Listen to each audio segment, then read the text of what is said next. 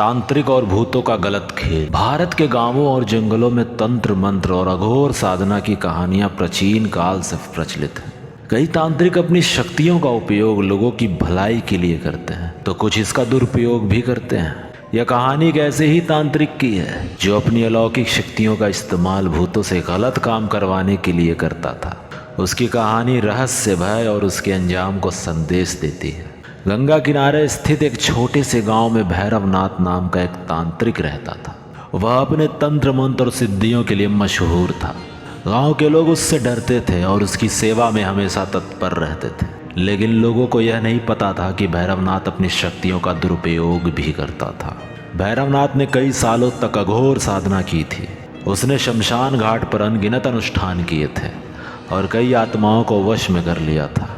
यह आत्माएं उसकी हर आज्ञा का पालन करती थी। वह इन आत्माओं को अपनी स्वार्थी और बुरे कामों के लिए इस्तेमाल करता था।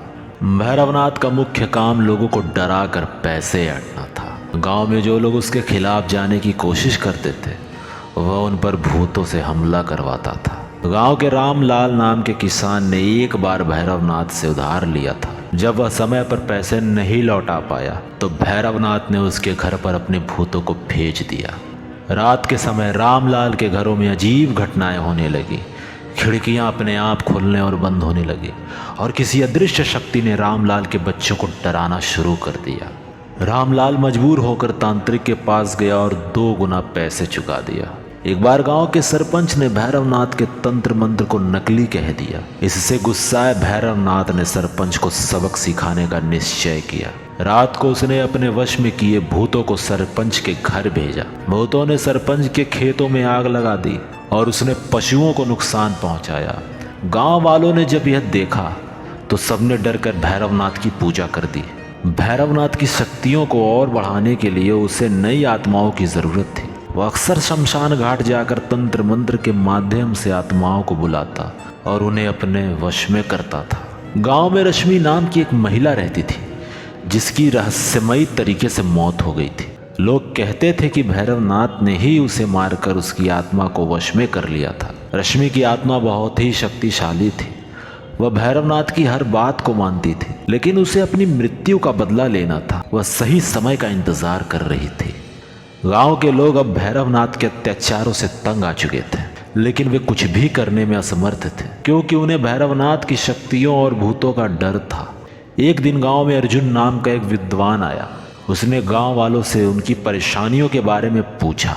जब उसे भैरवनाथ की करतूतों का पता चला तो उसने उसे सबक सिखाने का निश्चय किया। अर्जुन ने गांव के कुछ साहसी युवकों को साथ लिया और शमशान घाट जाकर भैरवनाथ की तांत्रिक क्रियाओं का सामना करने का निर्णय लिया। रात के समय अर्जुन और उसके साथी शमशान घाट पहुंचे। वहां उन्होंने देखा कि भैरवनाथ रश्मि की आत्मा के साथ कुछ नया अनुष्ठान कर रहा था।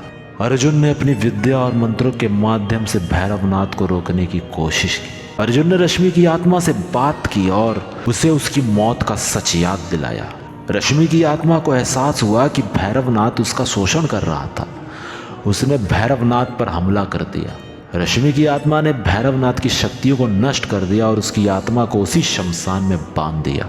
भैरवनाथ के अंत के बाद गांव में शांति लौट आई। लोग अब बिना किसी डर के अपना जीवन जीने लगे। अर्जुन ने गांव वालों को सिखाया कि डर और अंधविश्वास से लड़ना बहुत ही जरूरी है। रश्मि की आत्मा ने अर्जुन का आभार व्यक्त किया और उस शांति से इस संसार को छोड़ दिया। यह कहानी हमें यह सिखाती है कि तांत्रिक शक्तियों का दुरुपयोग करने वाले अंततः अपनी ही जाल में फंस जाते हैं। भैरवनाथ का अंजाम यह दिखाता है कि बुराई कभी नहीं टिकती। इस कहानी से हमें साहस और सच्चाई के महत्व का एहसास होता है। कोई भी तंत्र मंत्र या शक्ति तब तक सही है जब तक उसका उपयोग भलाई के लिए किया जाए। तो अगर आपको हमारी ये कहानी पसंद आई हो तो हमारे YouTube चैनल हॉरर ड्रीम्स को जरूर सब्सक्राइब करें, लाइक करें, शेयर करें और अपना एक प्यारा सा कमेंट्स ज़रूर करें।